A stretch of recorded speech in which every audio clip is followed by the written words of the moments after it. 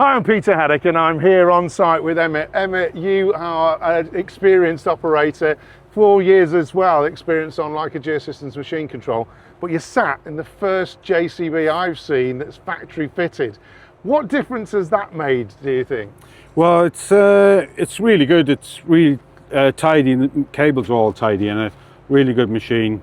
It's all latest equipment, updated, so it's really good.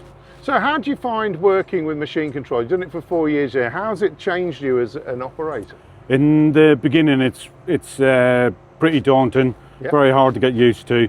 But when you get used to it, it's really, really good. You can obviously do things on your own without people with drawings and engineers, so really good. Now, Shaun, who owns the business here, has also got all the surveying equipment. How does that help when he's working directly with you and you're looking at models and things like that? Yeah, it's really helpful, to be fair. And so what would you say to an operator that hasn't used machine control, and how would you give them sort of top tips from you if that comes about? You just got to take your time and get used to it. That's the main thing. It's pretty daunting, as I said in the beginning, but once you get used to it, it's you can go off and do things on your own without any assistance, really. So, yeah.